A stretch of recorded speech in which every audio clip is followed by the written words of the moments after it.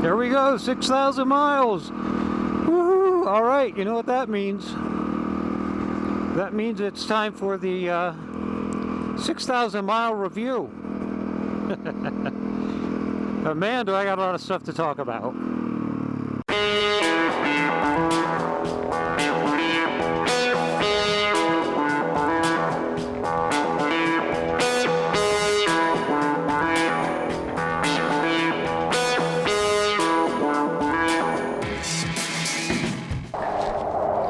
Welcome to my 6,000 mile review of my 2019 Honda CRF450L. Usually people watch these reviews for well, lots of reasons, but the main two reasons are, number one, they want to know, is it a good bike? Should I buy it? Should I spend my money on it? The other reason you watch 6,000 mile reviews is you want to see what people have done to their bikes and what they think of their bikes after having it for however long 6,000 miles takes you to rack up. Let's start off with question number one. Is it worth the money? I'm going to tell you straight up, it's worth my money, but it is exactly the bike I was looking for.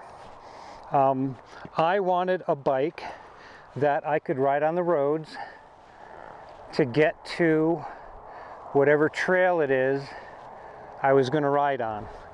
And this bike is completely capable of doing that.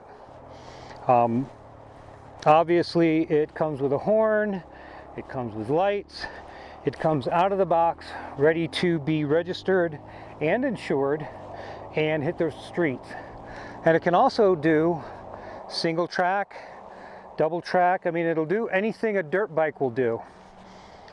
Is it a dirt bike? Yes, it's a fat dirt bike. It's kind of heavy. Is it a road bike? Yes, it can go on the road, but it can't go much over 90, and it gets a little wobbly at 75. So what is it? It is exactly what Honda told you it was. It is a dual sport bike. When I bought it, my ideal and why I love it was I wanted to do the backcountry discovery routes, and I wanted to be able to do the expert sections without killing myself by hauling a 600-pound bike everywhere. I wanted to be able to ride around out here in my backyard. I wanted to do the Alpine Loop all day long. I wanted to do the Rim Rocker Trail. I wanted to do trails like that. Trails that are primarily gravel roads, that are primarily double track. You can even throw some single track in there. I am not the greatest motocrosser in the world. For me, the 450 in the dirt is a little big. It's a little heavy. On the street, it's perfect. It could even be bigger. My next ideal bike, I think, would be the Husky 701 in rally form, and that's what I'm aiming to turn this bike into. So basically, what I'm telling you is I wanted an ultralight adventure bike. I don't just want to go rip around. I'm not a motocrosser. I don't want to go rip around a track. I want to go somewhere. I want to see things. I want to go get coffee in really cool places and find out where the best fish tacos are on the Alpine Loop. So for me, answering that question was easy. It's fuel injected, it's got the power, and it's a Honda, right? Parts don't just randomly fall off. Yeah, I say that, now all the parts are going to fall off. So for me, this was the perfect bike. So number one, you have to answer that question. Is this what you're looking for? For me, that answer was pretty easy. Hell yeah.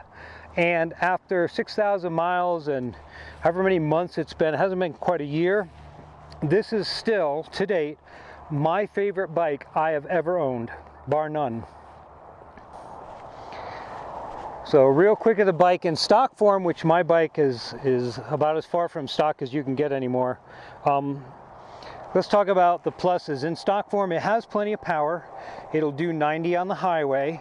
That's a plus. On the negative side, it's a little wobbly. To tell you how pushing the limit of what the motor and the transmission is capable of, this bike averages 50 miles to the gallon. On a highway, if I'm in Utah and I'm out on I-70 and I'm trying to do 80 or 85, my miles per gallon goes down to 30. It comes with pretty good tires stock for road. They're probably like 25% road, 75% dirt. I didn't like them because to me I wanted something much more dirt oriented. For me, it's more important to have good traction and good control in the dirt than it is on the road. I'm not carving canyons, I'm not laying my knee down, and on this bike that's this tall, it's a long stretch to get that knee down. So I wanted more dirt oriented tires. And again, I think we've said this before, this bike is ultimately whatever tires you put on it, right? You put slicks on it and it's a race bike. With knobbies on it and it's a dirt bike. Some other things, you know, everybody likes to talk about the headlight that comes on this. Compared to the X models and past models, the headlight is great, but to me it was still a piece of crap. So it's great for what it is, and on the minus side I didn't like it at all, so I replaced it. We'll talk about that in a second. On the plus side, it's a Honda. It's got Honda reliability, it's got Honda R&D, it's got everything that comes with owning a ride red bike. On the other hand, it's still a dirt bike at heart, right? So the maintenance schedule, which we talked about earlier, is still a huge minus. I wouldn't be surprised if Honda came out with a CRF450L using the CBX motor. So I hope that answers a lot of your questions on should I buy this bike, the goods and the bads about it in stock form. Now let's talk about what you need to do to take this bike from one direction to another. From a dirt bike, which direction you want to go? Do you want to go more dirt? Do you want to go more road? Because that's really your two options, right? On one far end you've got the CRF450R. And on the other end, you've got a Goldwing. so our intent is to be somewhere between those two things with an adventure bike. Now, obviously, an adventure bike, Goldwing's pretty far out. So let's say the GS, whatever, pick one, the big one, GS 1250. Where do you want to be on that scale? And that's where you start with your mods. I wanted to be closer down to the R end of things, but it still had to be streetable. So anyway, so that affected what mods I did and in what order I did them. Let me put it this way. Let me start out this way. If you just want the bike to be a better bike, do the same things it already does, but be just a straight up better motorcycle for no matter what you're doing, here are the mods that I did that I recommend. The first one, and they come in a pair, is get a Vortex ECU and get yourself a new exhaust system that gets rid of the catalytic converter. I went with Yoshimura, FNMF makes one, I think Aero's making one now, so there are a bunch. With those two mods, you get all your horsepower that you're wondering where's the Honda R horsepower. You'll get all that back, you'll drop a bunch of weight off the bike, and the Vortex ECU just makes the bike more rideable. You're going to see a lot of people are going to complain about the twitchiness, the on-off factor on the throttle, and that's a real thing. That makes the bike kind of hard to ride smoothly. The Vortex ECU will fix that. They'll also tell you how heavy this bike is. Now, number one, it's a 450, right? It's not a 250 or a 300 trail bike. It's a 450, so it's just going to be heavier. There's no way around that. But it doesn't have to be so damn heavy. So those are the first two mods I would recommend. The next two mods, just to make it more livable, just to make it a better bike, is you're going to go out and you're going to get the IMS 3-gallon tank. Now, this is the only tank that's available as a modification right now, as an aftermarket tank. By the time you see this video in a year, 2, 3, there might be more, right? And they might be bigger too. but for right now, get the IMS tank. So you carry 2 gallons of gas. At 50 miles a gallon, you can go 100 miles. That leaves you short on some of the stretches of the Colorado backcountry discovery route and some of your longer road trips. That extra gallon makes all the difference. And for some people, just like to carry it extra on a Rotopacks on the back. That's fine. You can put the gas wherever you want. I prefer to, as much as I can, centralize the weight, right? Try to get it all in the middle. And I wish I could get it lower, but obviously there's nothing I can do about that. But still, it sits down here as opposed to a Rotopack sitting way up here high and out the back, which is just going to increase your squat. So for me, putting the gas, that extra 8 pounds of gas up front, just makes the bike ride better with the weight. And then the next thing you're going to need is a seat. Unless you've got calluses on your ass from riding motocross all your life, the seat that comes with it is a straight up dirt bike seat, and it's pretty harsh. I really like the Seat Concepts Comfort XL. There are other companies that make seats. I would definitely look them up. Don't just take my word for whatever don't just take my word for this is the best seat. I'm not saying that. I'm saying I got this seat. I really like it. It's grippy. It's narrow up here when I'm standing. I don't even feel it. It's fat back here for my fat ass. And it's pretty well built. Again, I got 6,000 miles on this seat, and it's, other than it's dirty right now, it's still in perfect condition. So those 4 things I want you to think about doing right away to your bike. And they're also the 4 most expensive things. A couple mods to do to the bike just to make it better overall, but they're not necessarily necessary. Number 1 are the ram mounted mirrors. The Honda mirrors are actually really good. They unscrew here before they break, but what you're going to find is you're going to have to carry a wrench around with you, and you're always going to be screwing the damn things back on. Where these, obviously everybody's seen these, right? They just fold up, little twist, little flip, they fold up, it's gone, right? It flips back out. If you want to take it off, it's one little, what do I want to call that, a thumb screw in the middle, and you can take it off with no tools, and it comes apart so it goes smaller. Again, the Honda mirrors are fine. These just make life a little easier. As far as mods went, were the Zeta Pro handguards. You'll see these are built pretty sturdy because I crash a lot, so they go in the bar ends like they normally do. These actually attach to the triple tree, to the top clamp, and these things are really can take a hit. As you can see, I may have crashed once or twice even on these. So I went through, I had a pair of, you ready for this, internet? Acerbis. I gotta laugh every time I say that. I had a pair of Acerbis bash guards, hand guards, bark busters, whatever you want to call these guys, which I trashed and I had to throw away. Stock, the bike comes with a piece of plastic. I would call it a skid plate, but that's kind of overstating the piece of plastic that comes with the bike.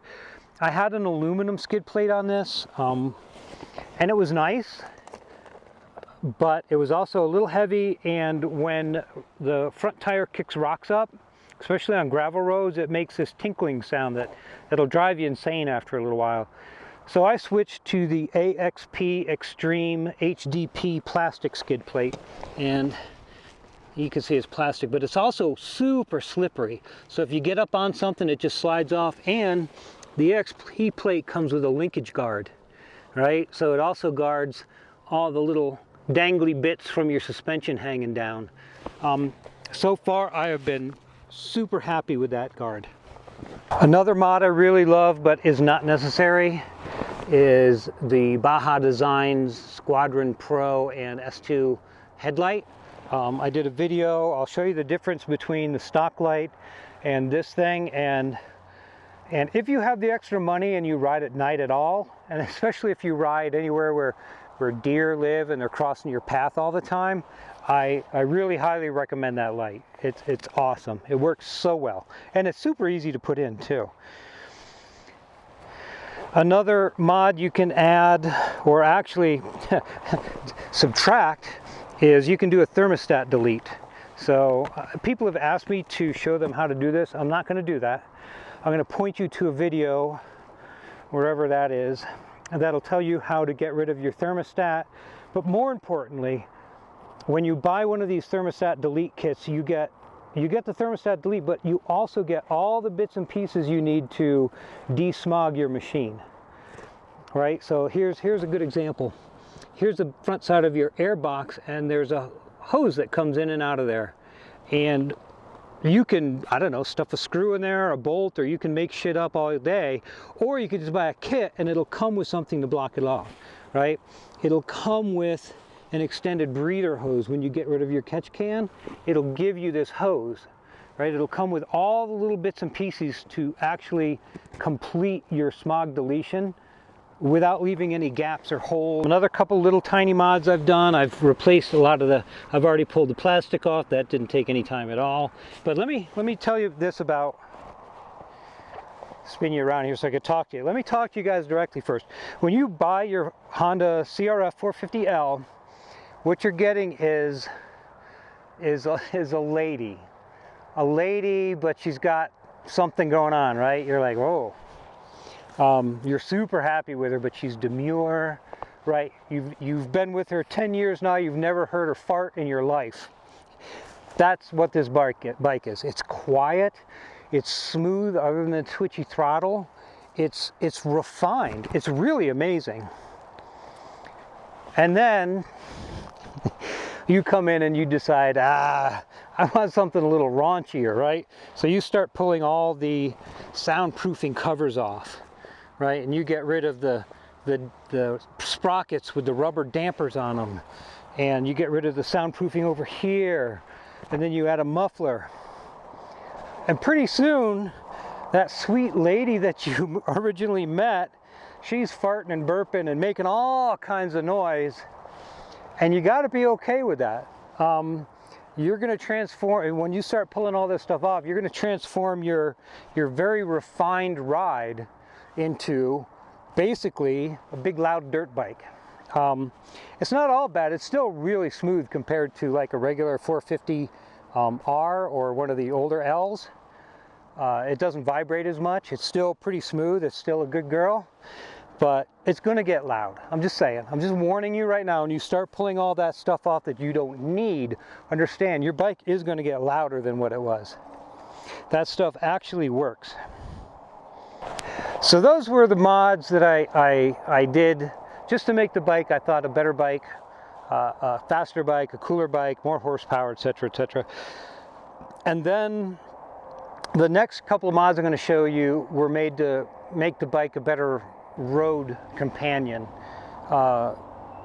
If you've ever ridden your dirt bike at 70, 80, 90 miles an hour, it can get squirrely. It's a pretty raw experience, and that's fine for the first 100, 200 miles, but after 300 miles, and then you do your trail, and then you've got to come back home 400 miles on the road on a dirt bike, it gets old, it gets exhausting. So just a couple things to tame the road manner on this bike. The first one, the most obvious one I think everybody can see, is the little windshield here. It's that clear. There it goes. Now it's showing up. I actually really like that. It's a Bajaworx windshield. It's short. It's unobtrusive. You can see through it. You can see over it. When you're standing on it, you don't even notice it's there. But on the road, when you're doing highway speeds, it's just enough of a buffer to keep the wind off of your chest and your face. And what it does is it breaks as the wind hits it, right? It goes up over, and it actually directs, this is going to sound weird, but it'll direct the wind into kind of where your face is, but it's a broken stream of air. It's not a solid front smacking you in the face. So it does get rid of a good bit of the buffeting. For as tiny as that thing is, it really does a great job. Another thing I added, again, more for road manners than anything, was the Scots damper. I'm sure this is actually the off-road model, which means that it only dampens in one direction. When you go back to center, it goes freely back to center. This bike with the IRC tires, like I said, at 70, 75, it would start getting a wobble. And if you really pushed it and then got off the gas and kind of, you know, took the rake out of your front end, you would get a death wobble. You're just hanging on, you know, getting back on the gas if you're smart, start turning to get rid of it, but it got really scary. So that addition is more, again, for the road than anything. And it's going to help off-road too. Again, it's a huge bike. You hit a root on this thing and it's, you know, it's not 220 pounds trying to buck you off. It's damn near 300 pounds trying to buck you off. And sometimes it wins. I added, this is kind of dual sport or adventure bike, but I added the Skaggs rack. The unique thing about this is that these 4 bolts go straight through the rear fender. There are holes cut out. It goes right into the subframe. You could put a hook on this and lift the entire bike up in the air and it wouldn't even know. I mean, it's super solid. I love it. So for luggage, I use the Moto Reckless 80, and it hangs from about here to about here, and it cinches down on this super nice. I leave the back end open. I try to put, again, all the weight as central as I can. Leave the back of this open. I have a couple extra little bottles I can add gas to if I need it.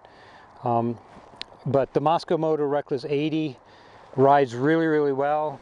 It's the right size if you're going to do a couple nights of camping and you need all your camping stuff.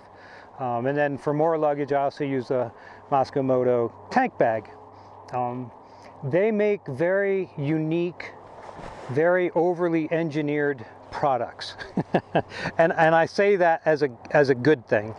They put a lot of thought into the stuff they make. They don't just make things that everybody else has already made 1,000 times. So I just really like them. As a company, I think they're doing a great job. A couple minor mods I have tucked up underneath here. I've got a 12-volt outlet. And I also, up here, I have a USB port that sits behind the windscreen. And I don't have all the parts yet for this video, but I'm actually going to make, I'm going to change all this around a little bit. That'll be another video.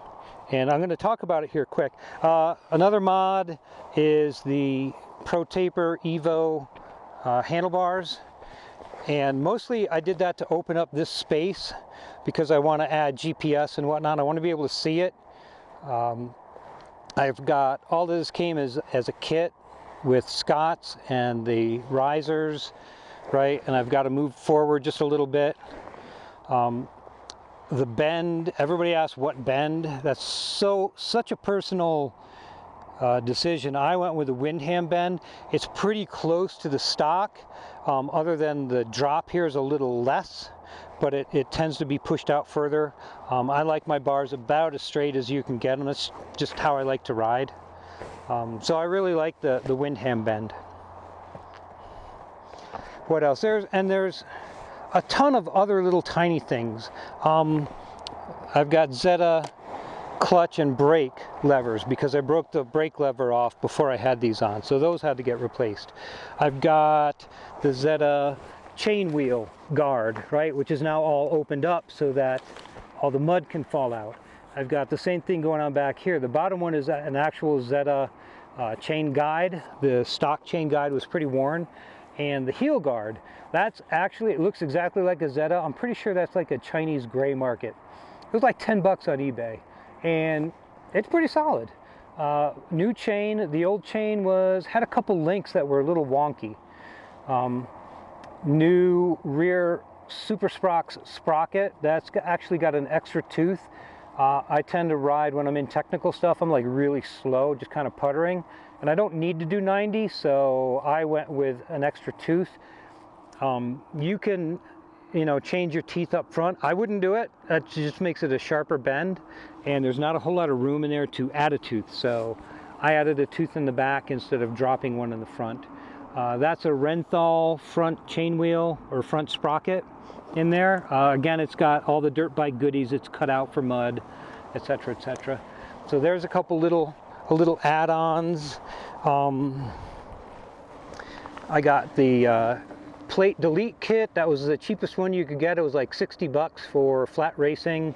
Another piece of Chinese wizardry right there. That's just the rear caliper guard, and it's pretty solid. Tusk Racing for the rear rotor guard. Pivot pegs. I still, man, I got well, actually I probably have 3,000 miles on these pivot pegs. I still haven't decided if I like them or not.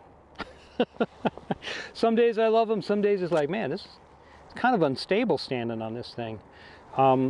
You can see I've got a couple heat shields here and there, because I keep melting my pants on that big damn header pipe, and I'm still thinking that I might wrap that. The problem with wrap is then once you get crap underneath, it tends to wear away at your pipe, and there's nowhere for the crap to go. Another little add-on I added on, it's kind of hard to see, is I added a radiator guard just to help support it a little bit. The tank takes a lot of the pressure off the radiator when you tip over, and the way it's connected, right, so the stock tank only comes to here. They actually get extra gallonages by putting these big wings that stick way out front here. The tank does a pretty good job of protecting the radiator from getting dings and whatnot. Another quick mod that everybody asks about, or where did I get the number plates, and I got through Rocky Mountain ATV Attack Graphics. Just order them, whatever color, whatever number. You know, they're completely customizable. That's kind of a quickie mod. Another little add-on I got was these Acerbis frame guards, and no, they do not make them for the L. These are made for the R, which is why you see I've cut out all this in the back. They work okay if you're sitting on your bike right, your leg's not actually here, your leg is actually back here, your foot's up here. So they do take a little bit of abuse, but it's not like your leg's laid up, it shouldn't be laid up against that the whole time.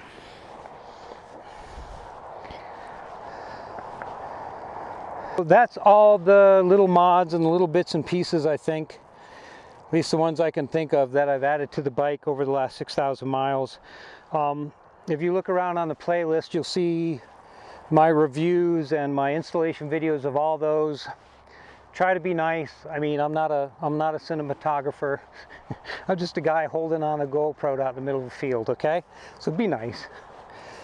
That's my 6,000 mile review. I still love this bike as much as when I first got it. In fact, I love it more now that I've kind of customized it to the way I ride and to the kind of rides I want to go on. I love it even more. It just, I'm really pissed, right, that it's snowing out, and it's early November here right now, which means in another month all of this will be covered in snow. And this is a great bike, but what it's not a snow bike. So if I want to go riding, and I'm going to ride, I need to put it on the back of the Tacoma and haul it to Utah or Arizona, which I'll do. I'm going to do it, but I'm having so much fun on this stupid bike that I'm really bumming that it's winter. And I like skiing a lot, right? I live in Aspen, or outside of Aspen. I've got ski mountains over here, Vail's just over there, right? Powderhorn's just down the road. And all I can think of is, man, I wonder how soon April, May, June is going to get here and I can start riding the motorcycle again. So anyways, if you guys have any questions, just drop them down in the comments below. Hit me up. I try to get back to people as quick as I can. You know, I do the best I can. Some of you guys got some really specific questions, and some of y'all are kind of lazy. Can I just say that? Can I please say that? So John, yeah, so you got that on eBay. What was the seller? I don't care. It's eBay. It's $10. Go find one. So that Pro Taper Windham, what are the specs for that? You know what? Go on Pro Taper's website and look the shit up, okay? I'm willing to help people out who are in a bind, but come on. Too much? Too far? But this is YouTube. You're just answer our questions. I'm not Google. I'm really not. Anyways, if you have legitimate questions that you can't figure out, just let me know and I'll answer them, especially opinions, right? Don't ask me what the dimensions on the Windham bend are. Ask me, how do I like riding with the Windham bend? And I'll tell you, it's actually really nice. I really like it. It's like just the perfect height. It's far enough forward. I don't like bars that bend back into you. So to me, that's like, I really like it. What are the dimensions, John? I have no idea. I couldn't tell you.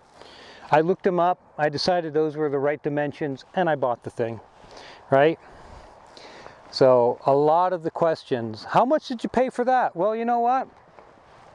When I got it, it was on Black Friday sale, so I can't tell you how much you're going to pay for it.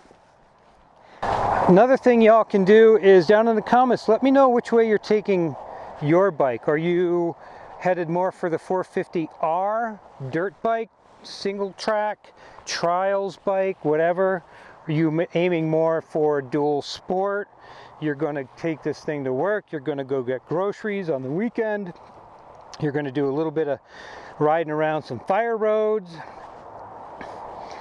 Yeah, let me know which way you're going. Are you going all the way to the Goldwing? Are you going to try to turn your 450L into a Goldwing and you're going to add a radio, right? You're going to mount a radio here and a CB over there, and you're going to get some big plastic permanent luggage racks in there, and you're going to put some big road tires on here, or maybe you're going super motard. I don't know.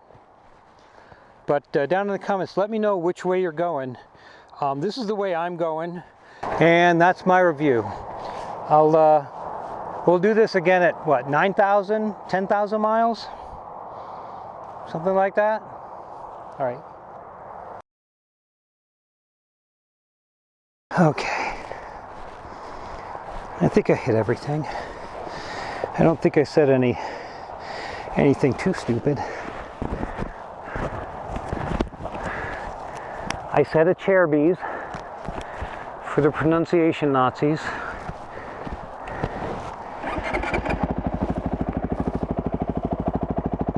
Yeah, I think I hit everything.